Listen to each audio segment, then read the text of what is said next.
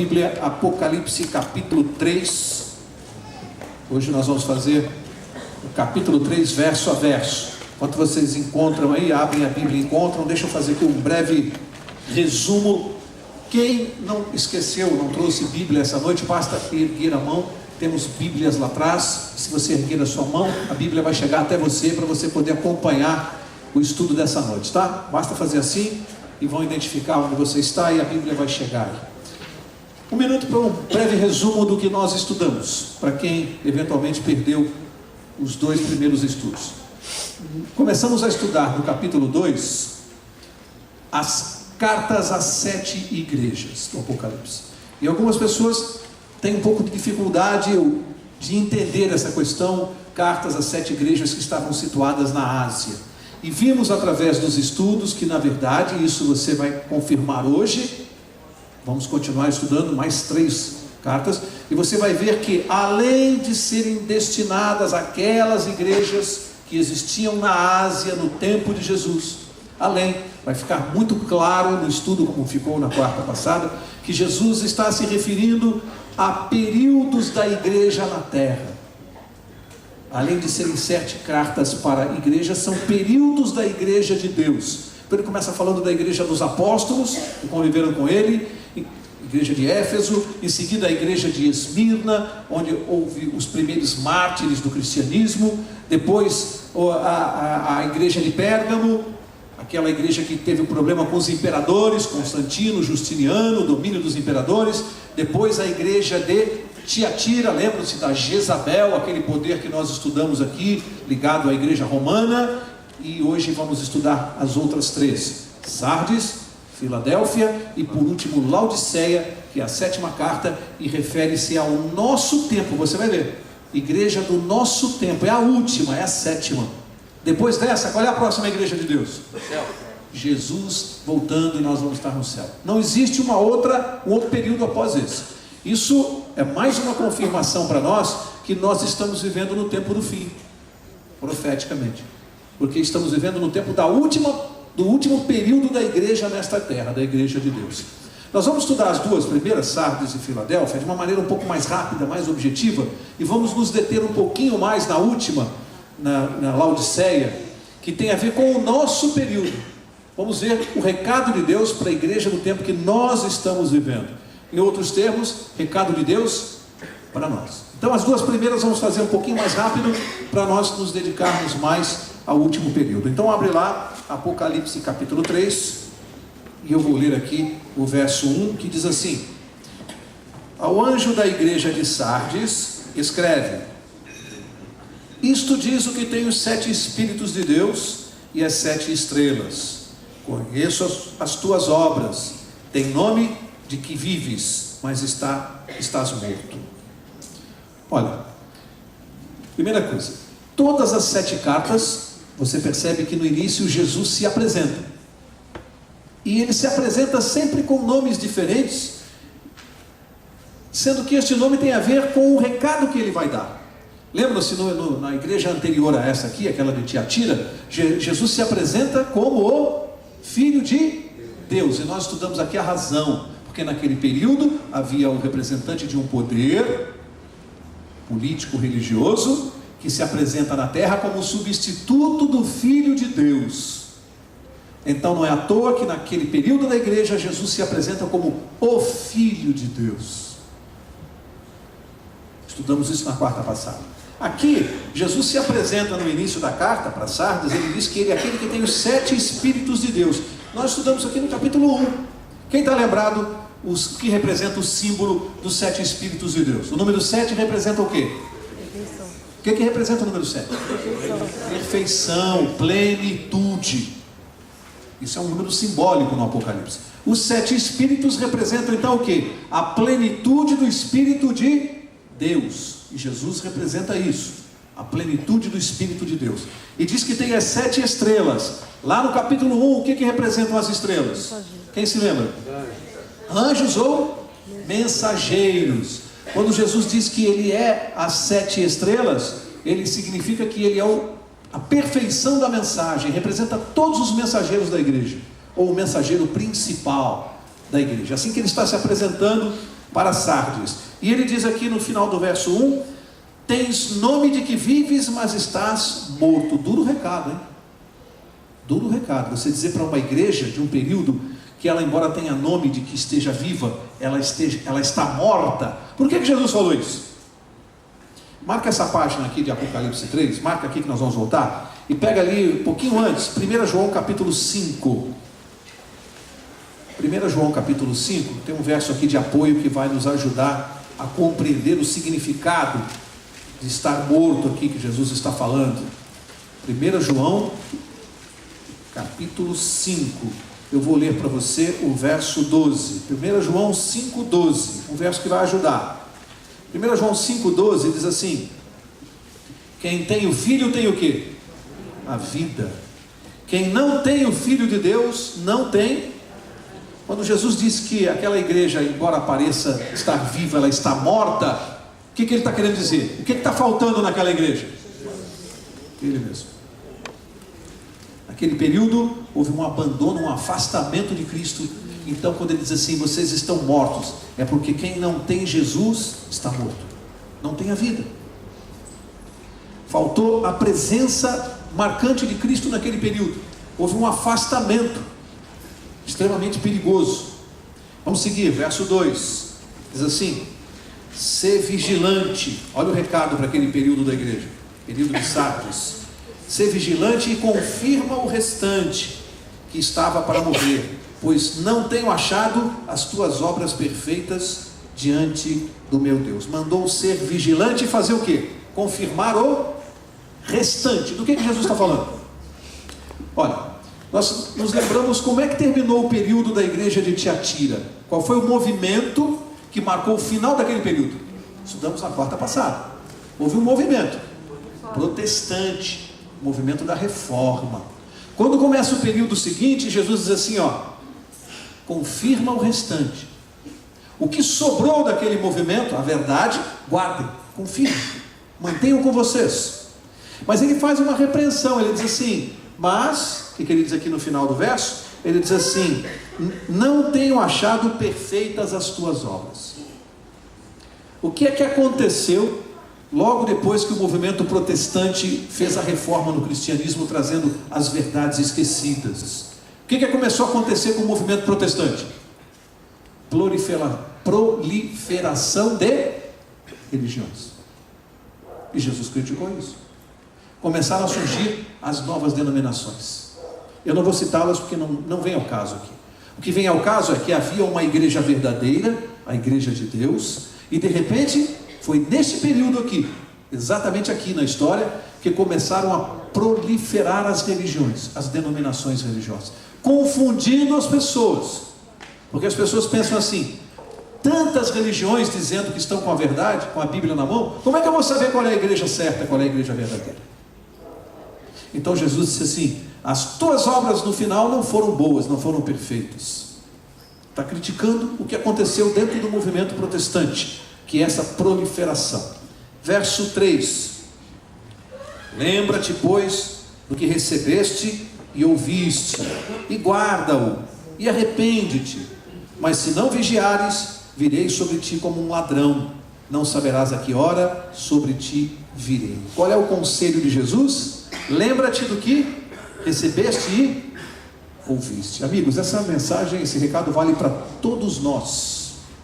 Todas as vezes que nós recebemos a verdade de Deus, o recado é, lembra disso, guarda, te arrependa e mantenha contigo a verdade, pratique.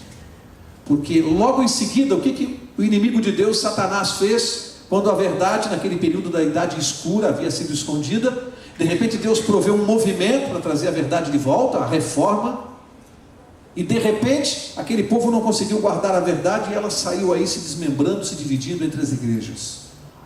Deus está nos repreendendo, dizendo assim, se você e eu, Mauro e vocês, não guardarmos a verdade de Deus, logo logo nós vamos estar confusos junto com a mentira. Porque Satanás é mestre em fazer esse trabalho. É mestre. Nós temos que confirmar a verdade conosco, guardarmos, somos guardiões da verdade.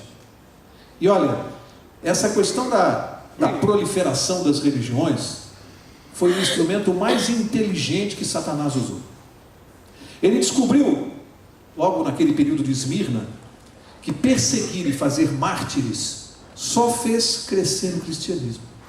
Quanto mais cristãos eles jogavam nas fogueiras, mais o cristianismo saía fortalecido, porque mártir impressiona as pessoas. Ao invés de destruírem o cristianismo, as pessoas ficavam cada vez mais convictas de que ali estava a verdade, porque há uma força muito grande quando você faz um mártir. O que Satanás descobriu? Não se combate o cristianismo matando o cristão. Isso é burro, isso não é inteligente. Ele pensou, vou fazer amizade com eles, vou entrar dentro da igreja e vou deturpar a doutrina. Isso é muito mais inteligente. É muito mais fácil você destruir o cristianismo entrando nas igrejas e deturpando a doutrina verdadeira do que você matando o cristão em praça pública. E daí as religiões começam a proliferar, porque ele mudou a tática. E Jesus, sabendo disso, disse assim: confirma o que você tem, guarda com você, se mantém firme no que você aprendeu, na verdade, porque ele vai trazer o engano, vai trazer o erro para confundir. Vamos seguir, verso 4.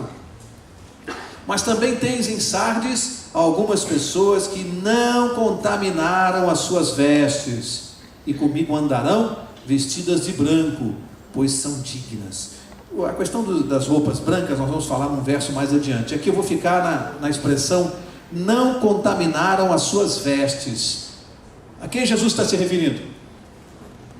Aqueles que vieram da reforma e que conservaram o restante, guardaram a mensagem, se mantiveram firmes na verdade. Então ele diz assim, embora seja um período de muita infidelidade na igreja em relação à verdade, alguns não contaminaram as suas vestes, alguns se mantiveram fiéis.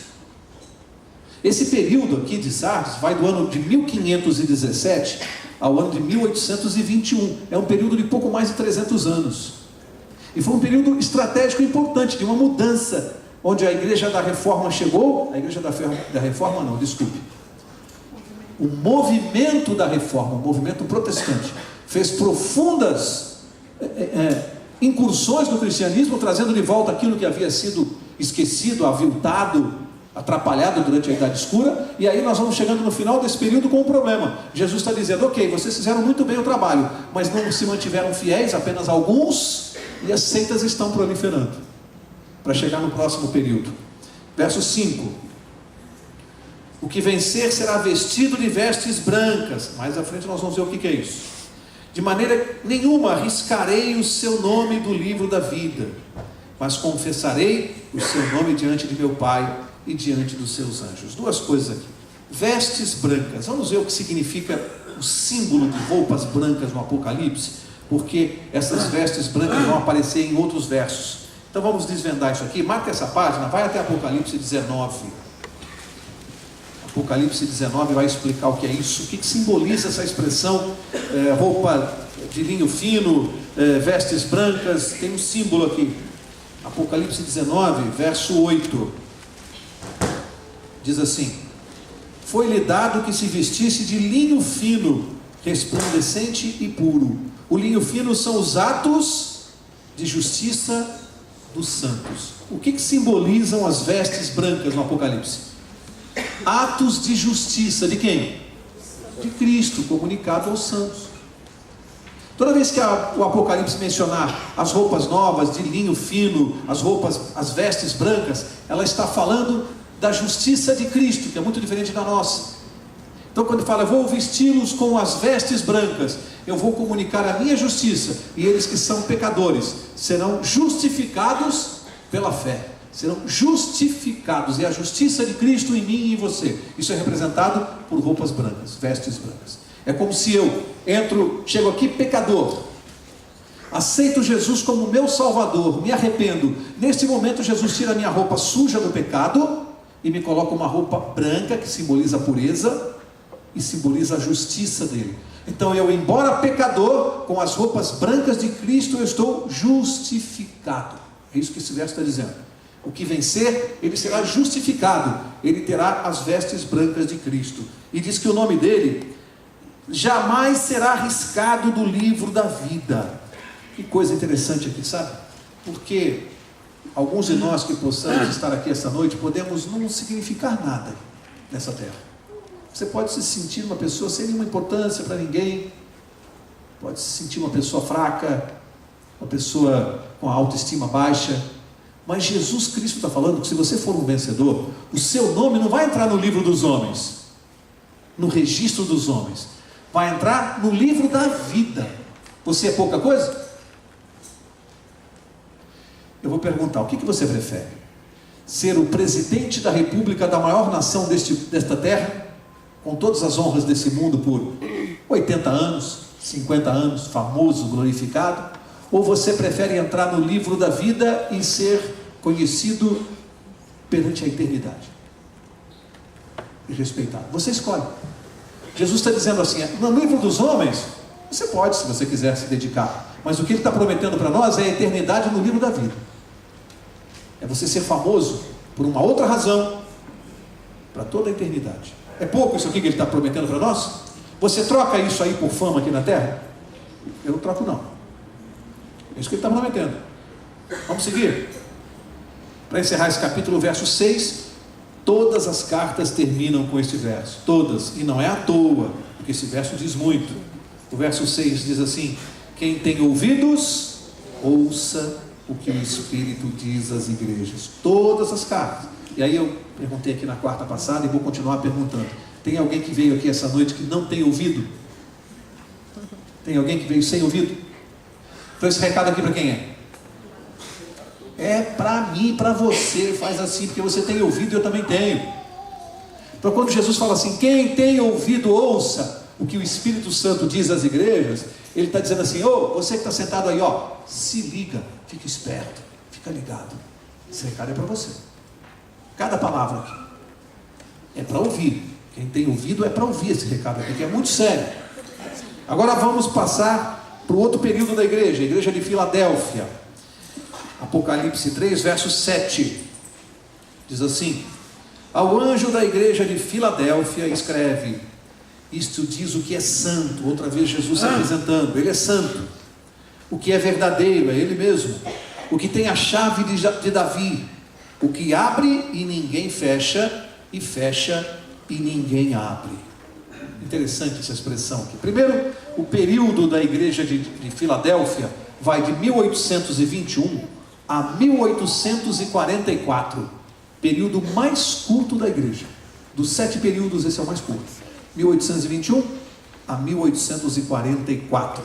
Em 1844 começa o último período, que é o nosso e que vem até nós e vai até a volta de Jesus. Nesse período pequeno, Jesus se apresenta dessa maneira e diz que Ele tem a chave de Davi. Ele menciona Davi porque Deus, o próprio Cristo, é que deu autoridade a Davi para ser rei de Israel. A autoridade de Davi era um símbolo da própria autoridade de Cristo. Não é à toa que ele aqui na terra foi chamado o filho de Davi. Lembra-se quando dizia Jesus, filho de Davi? Porque Davi tinha um reinado, um poder, uma autoridade que era símbolo de Cristo. Aqui ele diz que ele tem a chave de Davi. O que a chave representa? Autoridade, poder. E está explicado, porque ele diz, ele é o único que pode. O que ele diz aqui? Vamos ler. O que abre e ninguém fecha, e fecha e ninguém abre. Tem toda a autoridade. Pergunto, que porta é essa que Jesus abre e ninguém fecha, e fecha e ninguém consegue abrir? Que porta é essa? Da graça, da salvação. A porta da salvação e da graça, só Jesus pode abrir e fechar. Ninguém mais pode fechar. Esse verso quer dizer muito, porque ele diz que abre e ninguém fecha. Sabe o que isso significa? Significa que quando eu e você dizemos assim, mata aquela pessoa, pena de morte para ele, para o bandido, eu estou tentando fechar a porta da graça para a salvação dele. Porque se eu matar, como é que fica a salvação dele? Ele perdeu a oportunidade de se arrepender. Eu estou retirando dele a oportunidade de se arrepender. Eu estou tentando fechar uma porta que só Jesus pode fechar. O cristão não pode aceitar pena de morte a pretexto nenhum, porque a porta da salvação só Jesus pode fechar. E ai daquele que retirar de alguém a possibilidade de salvação. Essa é para pensar em casa. Ai daquele que retirar de alguém a possibilidade de salvação. Jesus é o único que tem autoridade e poder para fazer isso. Verso 8. Conheço as tuas obras. Interessante como Jesus repete muito essa expressão nas cartas, né? Conheço as tuas obras, demonstrando onisciência da nossa vida, dos nossos pensamentos, de todas as pessoas. Conheço as obras desse período da igreja. Ele diz: diante de ti pus uma porta aberta, que ninguém pode fechar. Sei que tens pouca força, entretanto guardaste a minha palavra e não negaste o meu nome. Aqui estão, nesse pequeno período, aqueles que vieram do período de Sardes e que não contaminaram as suas vestes, que trouxeram a verdade pura. Amigos, prestem atenção numa coisa. Desde o primeiro período, lá de Éfeso, da igreja apostólica, até aqui, com todos os atropelos, as batalhas, as perseguições, as mortes, a Jezabel, o Balaão, os Nicolaitas, com tudo que Satanás fez para conseguir tirar a doutrina genuína de Cristo, a verdade, para que não chegasse até nós. Chegamos nesse período agora, pertinho de nós, e Jesus está dizendo que ainda tem um povo que está trazendo a verdade. Deus nunca deixou a verdade se perder, nunca. Sempre alguém veio com a bandeirinha da verdade. Esse povo atravessou os séculos e a verdade nunca se perdeu. Quem protegeu a verdade? O próprio Cristo Jesus. Portanto, é impossível que alguém chegue hoje e diga assim: ah, Mauro, não é possível. Desde o tempo de Cristo, há 2000 anos atrás até hoje, a verdade já se perdeu pelo caminho, já foi deturpada. Não foi não, porque o próprio Jesus Cristo que está dizendo aqui que a verdade dele está chegando aqui até nós. Já está pertinho, está no período passado. E já vamos chegar no próximo e você vai ver. Se a verdade de Jesus chegou até mim e você. Você vai ver. Ele sempre protegeu. E há sempre um povo que traz e que não perde. E ele elogia estes. E aqui ele diz que há uma porta, te pus uma porta aberta. Aqui é importante entender o período. Em que período nós estamos aqui? Quem se lembra? Tempo. 1800 a 1800 Jesus disse que pôs uma porta aberta. Essa porta aberta não é uma porta aberta para o céu. Ele está falando de uma porta aberta no céu. E nós estamos chegando perto de 1844. Aqui é preciso um pouquinho de conhecimento do santuário de Israel. Jesus está no céu nesse período. Nós sabemos. Onde ele está agora? Onde estava nessa data? No santuário celestial, o que Jesus estava fazendo? Ministrando em qual dos dois compartimentos? Santo ou Santíssimo? Antes de 1844? Santo. Aí diz que pôs uma porta aberta no céu. E nós estamos chegando em 1844. Lembra-se que um povo, esse povo fiel, começou a interpretar que o ano de 1844 se referia ao quê? Ao povo de Deus.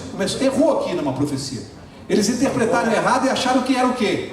A volta de Jesus. Mas Jesus falou: não, é uma porta aberta no céu. Eles não entenderam que era a passagem do lugar santo para o Santíssimo. A porta da salvação diante do trono de Deus, sem intercessor, sem intercessão do sacerdote. Era direto. Jesus está falando aqui da passagem para o lugar santíssimo, que a igreja de Filadélfia não conseguiu perceber. Só a igreja de Laodiceia entendeu. Vejam como as profecias são. Segue, verso 9. E aqui ele volta a usar uma expressão pesada, né? Cristo diz assim: farei aos da sinagoga de Satanás, aos que se dizem judeus e não o são, mas mentem, farei que venham e adorem prostrados a teus pés e saibam que eu te amo. Olha só, aqui Jesus se refere aos que dizem ser judeus e não são, mas mentem. Na verdade ele está fazendo aqui uma alegoria, se referindo muito mais, não a questão da nacionalidade aqui, ser judeu ou não, mas o que ele está querendo dizer aqui é aqueles que mentem, que são falsos. O falso judeu daquela época era equivalente ao falso cristão de hoje. Então é aquele que está se apresentando como cristão, mas é um enganador, porque de cristão ele não tem nada. Jesus disse que estes frequentam a sinagoga de Satanás. Só que ele está escrevendo para o período da igreja. Onde é que estão esses? Dentro ou fora da igreja? Dentro. Dentro. É um perigo se fazer parecer cristão sem ser. Lembram-se por que Jesus destruiu a figueira? Por que ele destruiu? Quem se lembra? Por que Jesus destruiu a figueira?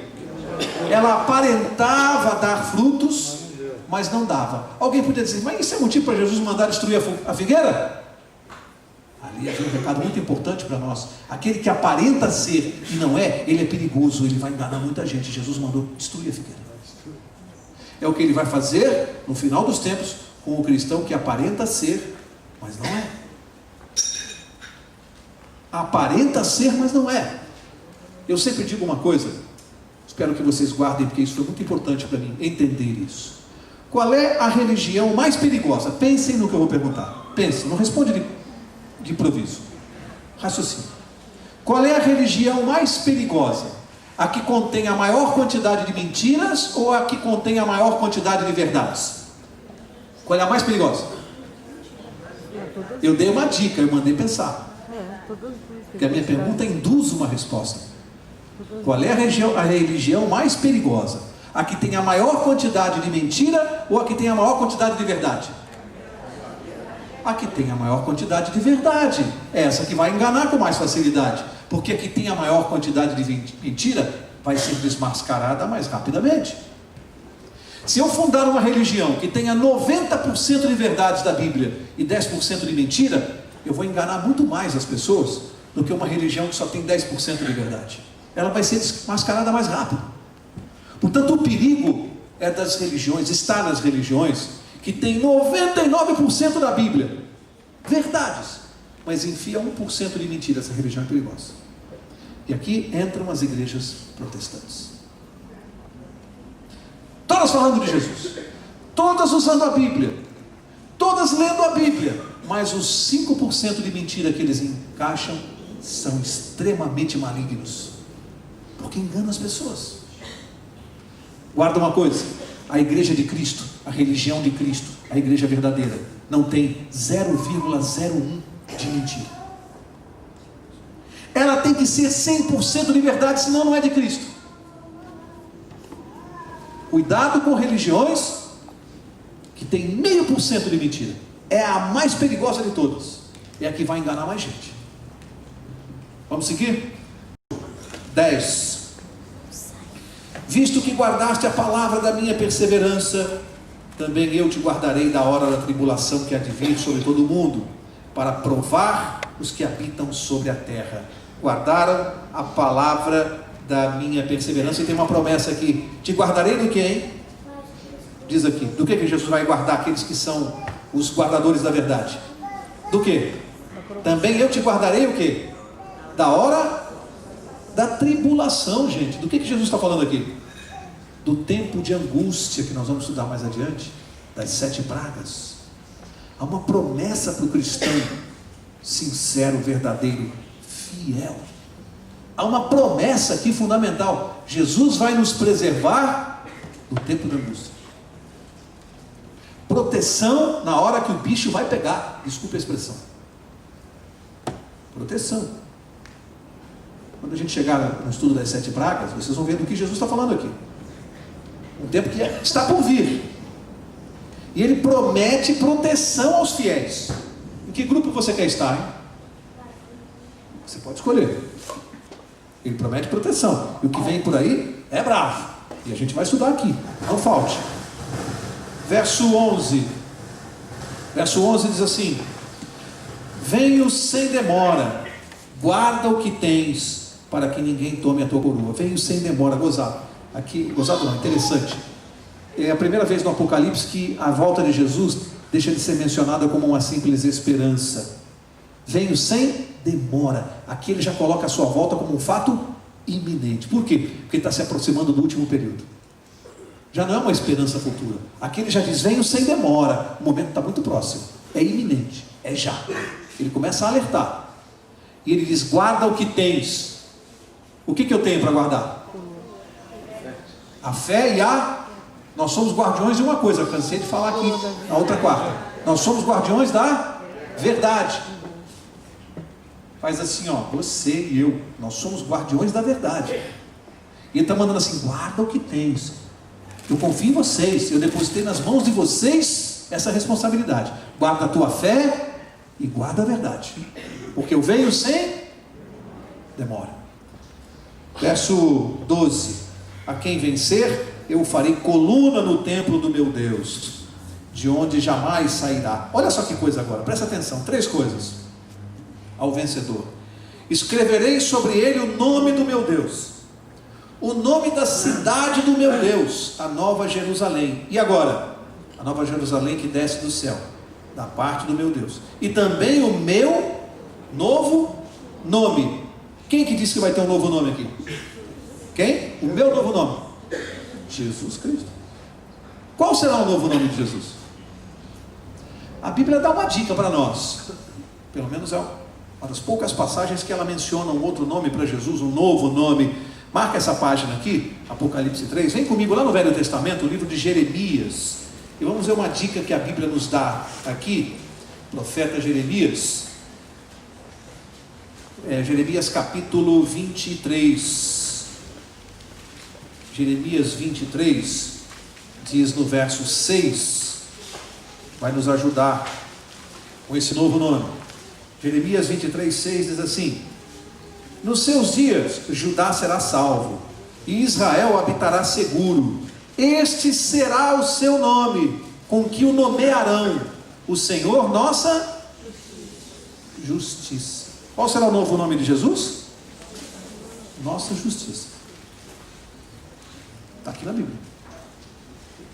Interessante, porque essas 3 marcas Jesus vai colocar no vencedor: o nome do seu Deus, o nome da Nova Jerusalém e o novo nome dele. E aqui me faz lembrar uma história que eu achei interessante. É uma ilustração. No tempo da guerra, queriam mandar uma garotinha de 4 anos de volta para sua terra na guerra. Queriam salvá-la, tirá-la dali. Os pais moravam lá na sua cidade e a menina estava com parentes, e os parentes, para tirarem a menina da guerra, 4 anos queriam devolvê-la para sua terra, numa viagem de trem.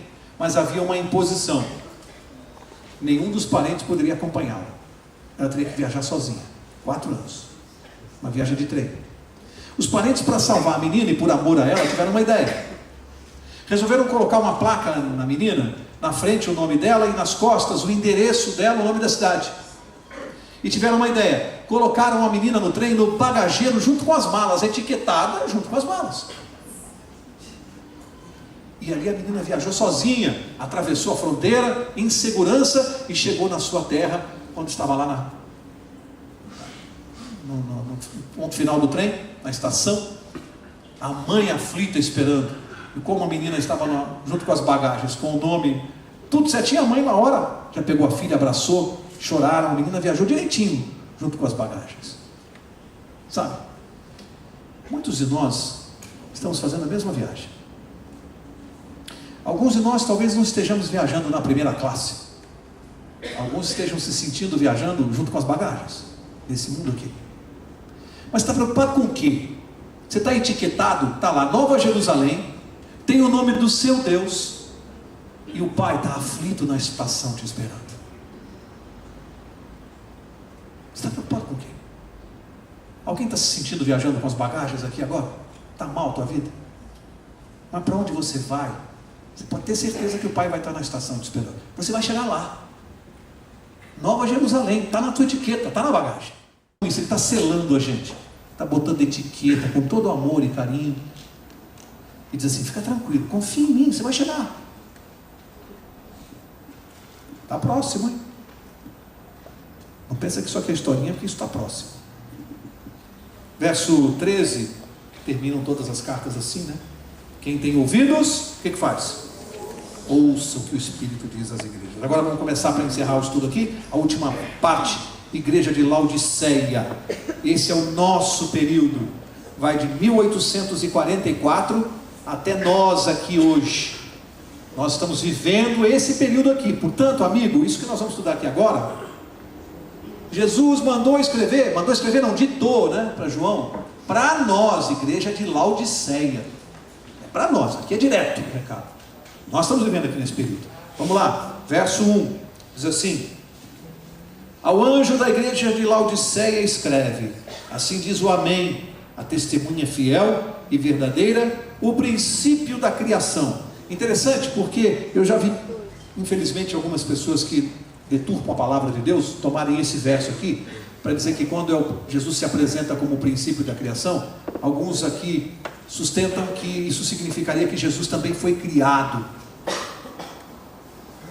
Ele não é o Criador, não é Deus, mas seria uma criatura. Só que isso é desconhecer completamente o texto bíblico e o original, que é grego, porque a palavra que vem aqui, princípio da criação de Deus, a palavra é arché, ou arché, não sei qual é a pronúncia correta, e arché ou arché quer dizer primazia no tempo, origem. Portanto, a tradução aqui correta é dizer-se assim: o agente da criação, o autor da criação, o originador da criação. É isso que está dizendo esse verso aqui. Jesus é o agente da criação. Senão haveria uma contradição na Bíblia. João lá no capítulo 1, mesmo autor de Apocalipse, diz que ele é o verbo. No princípio ele estava com Deus e ele era Deus. Todas as coisas foram feitas por meio dele. Haveria uma contradição. João diz que ele é o Criador, lá no Evangelho, e aqui diz que ele é criatura. Não, isso é desconhecimento bíblico. Que aqui ele é o agente da criação. Verso 15: conheço as tuas obras. De novo, olha, Jesus insiste com essa frase: conheço as tuas obras. Está falando para nós agora, hein? Nosso período. Olha só, gente, presta atenção nisso aqui: que nem és frio nem quente. Quem dera fosses frio ou quente. Aqui é uma baita de uma reprovação. Por que Jesus está chamando esse período da igreja cristã, o nosso período, está dizendo que ela não é fria nem quente? O que ele está criticando na igreja do nosso tempo? Está dizendo que nós somos mornos. O que ele está querendo dizer? Ele está falando de uma coisa que desagrada muito a Deus, chamada indiferença espiritual. O povo cristão do nosso tempo é um povo indiferente, é o cristão nominal. Ele vem à igreja aos sábados como se fosse bater cartão numa fábrica. Comparece, senta aí, ouve o sermão, às vezes critica o pastor, às vezes critica quem canta, às vezes critica quem está dirigindo alguma fase do culto, vai embora para casa e o cristianismo dele terminou ali. Acabou. Não se envolve mais nada da igreja. Jesus está dizendo assim, ó: quem dera fosses frio ou quente. Olha, o quente é aquele que está com fervor na fé, mas ele falou: quem dera que fosses frio. Jesus está dizendo o seguinte para nós, e olha só: é melhor aquele cara que está lá fora, totalmente afastado do cristianismo, fazendo um monte de besteira, do que o morno. Sabe por quê? Porque para o frio há esperança. Quando a mensagem chegar para ele, e vai chegar, quando a verdade chegar para ele, muitos vão se converter, muitos. Mas para o morno não tem mais jeito. Já ouviu a verdade, sabe de tudo, está sentado aí e não se converteu.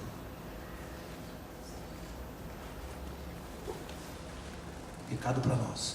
E é por isso que a gente cansa de ver há décadas pastores vêm aqui à frente e ficam fazendo um apelo que parece estão implorando: querido membro dessa igreja, não estou me referindo ao Brooklyn, igreja de Deus, por favor, não deixa de vir ao culto da quarta, venha ao culto do sábado, não deixa de vir ao JA, vai ter uma campanha, vai ter oração, 40 madrugadas, fica implorando para o povo de Deus vir, ajuda na assistência social, ajuda em algum departamento, faz alguma coisa, dá um estudo bíblico, implora, porque Jesus falou: é um povo indiferente. Você vai chacoalhar essas pessoas e não vai acontecer nada.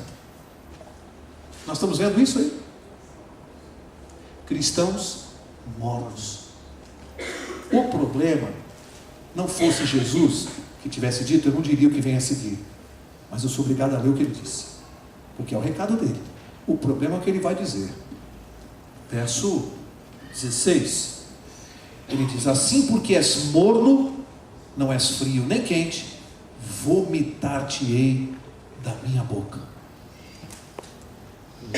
Amigo, eu tremeria só de pensar que eu possa estar sentado dentro de uma igreja, na igreja de Deus, na verdadeira, conhecendo a verdade, e morno, e Jesus dizendo para mim: eu vou te vomitar da minha boca. Que recado para nós aqui. Isso é para cristão que está morno se sentir chacoalhado na cadeira. Isso é o Espírito Santo mesmo. querendo salvar. Jesus não está falando isso para repreender ninguém no sentido de humilhar, não é isso. O objetivo dele é salvar, é chacoalhar para salvar. Ele está dizendo, ainda tem tempo de você deixar de ser morno. Precisa fazer alguma coisa na sua vida, sair dessa letargia espiritual, dessa mornidão. Ele faz uma crítica dura aqui. Eu vou repetir: a maior possibilidade de um pecador frio se salvar do que de um morno se converter. Há mais salvação para um bandido aí fora que aceite o evangelho do que para um cristão morno na igreja aqui dentro. São palavras de Cristo Jesus. Verso 17, ele diz assim: dizes, rico sou, estou enriquecido e de nada tenho falta, mas não sabes que és um coitado, miserável, pobre, cego e nu. E poucas vezes nas escrituras eu vi Jesus ser tão duro, tão crítico. Você imagina Jesus dizendo isso? Coitado, miserável, pobre, cego e nu. Porque esse cristão está dizendo assim: eu sou rico, eu não preciso de nada. Não é riqueza material não, aqui está falando aqui, é aquele que diz eu conheço a verdade e está menosprezando os que não conhecem. Eu sou rico, eu sei de tudo, eu tenho a verdade, eu não preciso de mais nada, eu estou salvo. Dentro da igreja, Jesus dizendo assim: coitado, miserável, pobre, cego e nu. Gente, isso aqui é muito grave, porque esse recado não é para quem está aí fora, esse recado é para quem está aqui dentro. Jesus não está chamando de miserável, coitado, o cara que está assaltando na rua agora, não. Está chamando isso aqui quem está aqui dentro. E se enquadre, obviamente. O morno, obviamente, porque ele disse que tem quente também. O quente ele está elogiando. O frio, ele está trabalhando por ele. Mas o morno, esse que é miserável, pobre, coitado. O morno. Olha, agora Jesus está apontando aqui. Sabe qual é o problema desse cidadão aqui? Morno. O maior problema dele espiritual é a pretensão. Ele imagina ser o que na realidade não é. Ele imagina um monte de coisas que não é. Em outras palavras, ele desconhece a sua verdadeira situação espiritual. Aí eu comparo com aquele cidadão que está aí fora, né, que a gente chama do mundão, e que diz assim, é uma frase interessante que a gente tem que observar, hein? Quando alguém diz assim: eu sou bom, eu sou uma boa pessoa, eu não faço mal a ninguém. Já ouviu alguém falando assim? Eu já ouvi um monte de vezes. Pessoas que falam assim: eu sou bom, não faço mal para ninguém.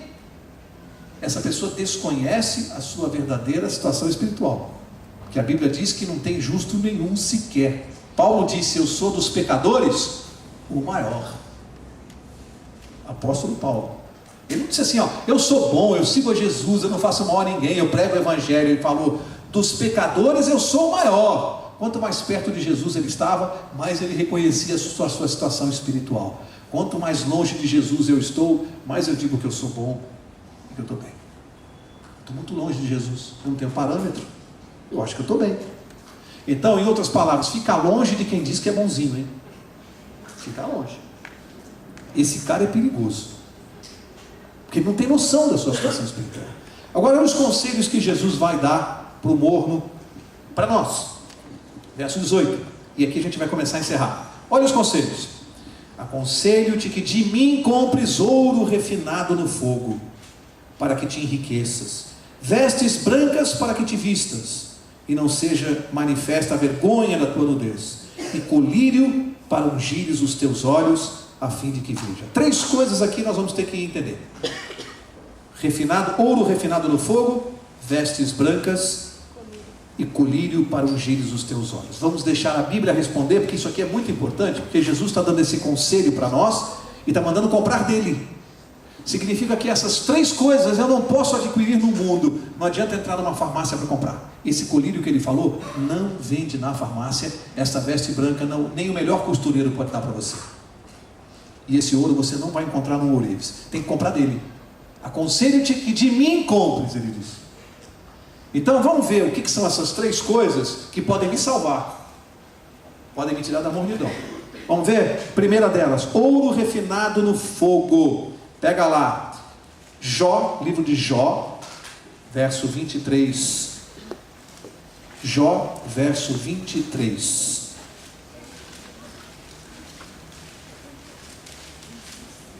E diz assim, desculpa, verso não. Jó 23, verso 10. Jó 23, capítulo 23, verso 10, diz assim: mas ele conhece o meu caminho. Se ele me provasse, eu sairia como o ouro. Por que Jesus falou ouro refinado no fogo e aqui esse verso está falando disso? Alguém sabe como é que se purifica ouro? Você põe numa temperatura de 1000 graus, ele derrete completamente. E aí, o que fica boiando na superfície do ouro? As escórias, a sujeira. Você remove aquela sujeira, a escória do ouro. Quando ele endurece outra vez, ele fica purinho. Então esse processo de aquecimento é para refinar. Quando Jesus está falando de ouro refinado no fogo, ele está falando de uma coisa que purifica a nossa vida, chamada fé. Quer saber? Abre lá agora para concluir essa explicação. Hebreus, um pouquinho antes de Apocalipse, Hebreus capítulo 11. Nós vamos ler, mas muitos vão falar de cor. É um verso muito conhecido. Hebreus 11, 6. Vamos ver o que é o ouro refinado no fogo. Hebreus 11, 6 é um verso muito conhecido. Ele diz assim: ora, sem fé é impossível o quê? Agradar a Deus. Pode parar aqui. O ouro refinado no fogo que Jesus mandou comprar dele, o que é? A fé. Primeira coisa que eu tenho que comprar dele. Fé é a primeira coisa que vai resolver a vida do morno. Aumentar a sua fé em Cristo. Pessoa morna não tem total fé em Jesus. Não tem. Se provar, se vier uma provação, vai ficar pelo caminho. Fé. Segunda coisa que ele mandou comprar dele, vestes brancas. Nós já vimos lá em Apocalipse 19, 8. O que simboliza a veste branca? Quem se lembra? A justiça de Cristo. Qual a importância disso?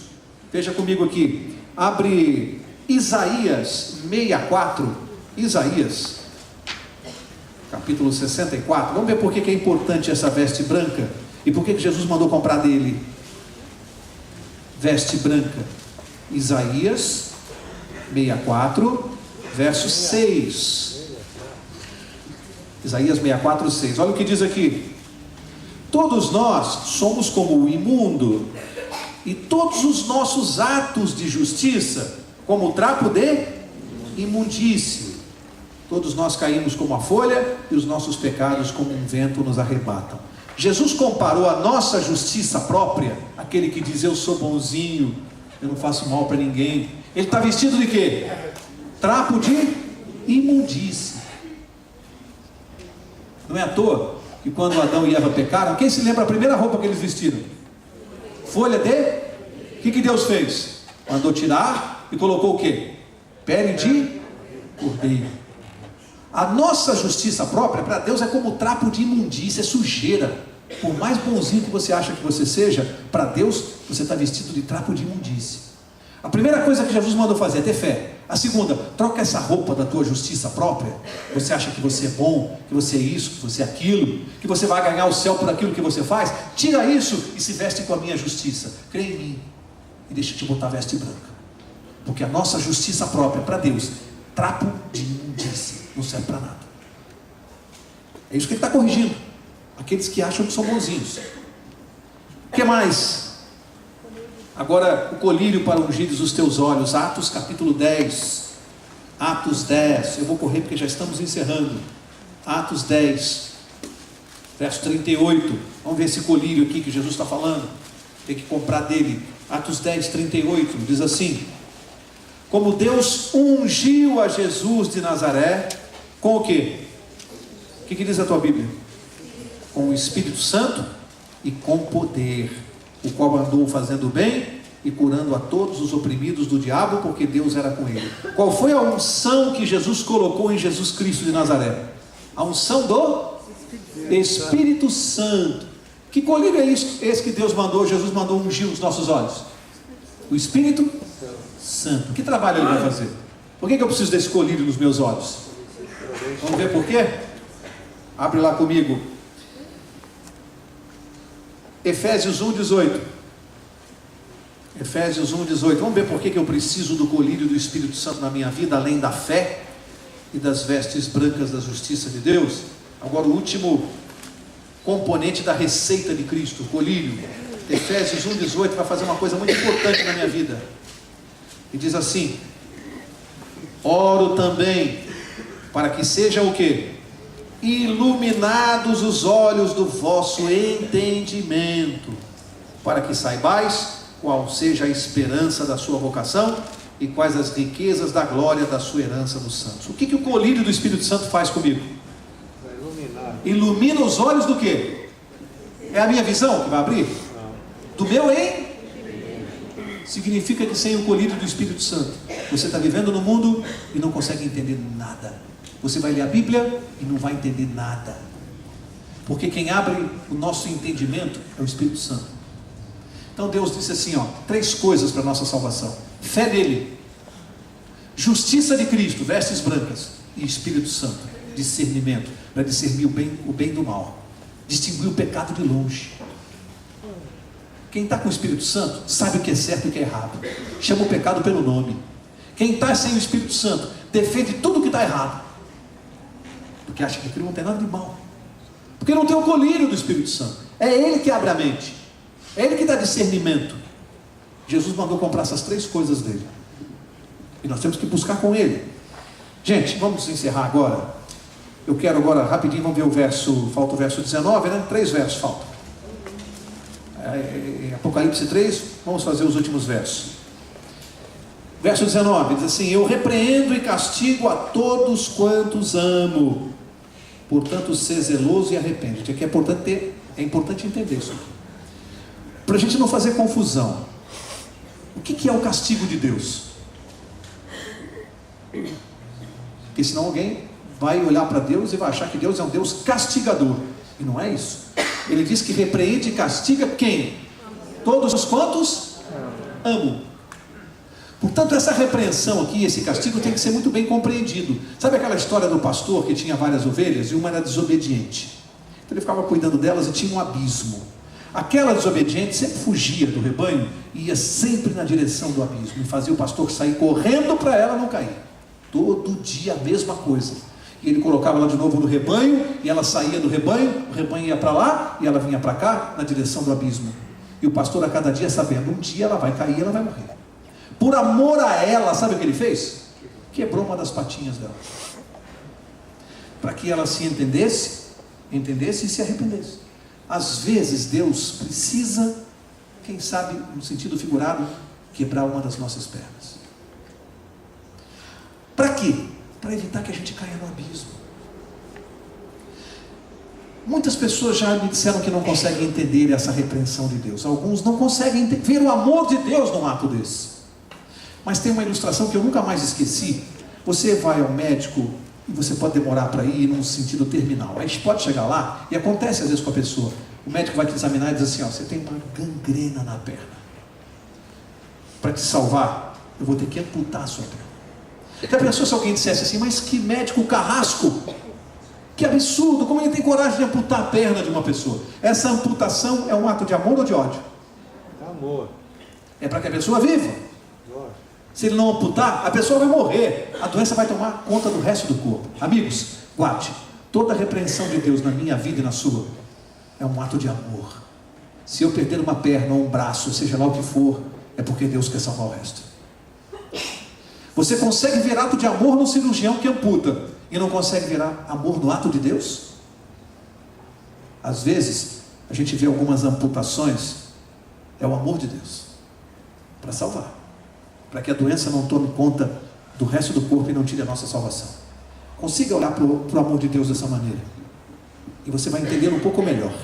Verso 20 diz assim, esse é um dos versos mais bonitos da Bíblia. Esse aqui valeria um sermão inteiro, só no verso 20, mas como a gente está no fim, só posso falar 2 minutos. Mas o verso 20 é um sermão. Um dia ainda vou preparar um sermão sobre esse verso aqui, eu gosto muito. Jesus dizendo assim: eis que estou à porta e bato. Se alguém ouvir a minha voz e abrir a porta, entrarei em sua casa e com ele cearei e Ele comigo. Tem tanta coisa, mas eu vou ter que passar voando por aqui. Primeira coisa, nesse capítulo 3 de Apocalipse, Jesus falou de duas portas. A primeira, nós vimos lá atrás, uma porta no céu, quando Ele passou do lugar santo para uma porta no céu, que estava como? Aberta ou fechada? Aberta. Agora no final, no verso 20, Ele fala de uma outra porta, não está no céu, está na terra, está aberta ou fechada? Tanto que Ele está batendo. Olha que coisa interessante, a porta do céu, só Ele pode abrir. A porta da terra, só eu posso abrir. A porta do céu, para que eu pudesse me salvar. A porta da terra, eu tenho que abrir, para que Ele possa entrar e me dar salvação. Duas portas. A de lá, Ele abriu para nós. A de cá, Ele desce do céu, fica humildemente do lado de fora, no frio, na chuva, e não desiste de bater. Ele não bate só não, porque Ele está batendo, mas Ele diz assim, se alguém ouvir a minha voz, Ele está só batendo? Ele também está gritando. Tem gente que chega na janela, olha pela cortina, vê que é Ele que está ali, antes de abrir a porta, e não abre, e Ele continua. Bate uma, bate duas, bate 10, Ele não desiste, está no frio e na chuva, implorando.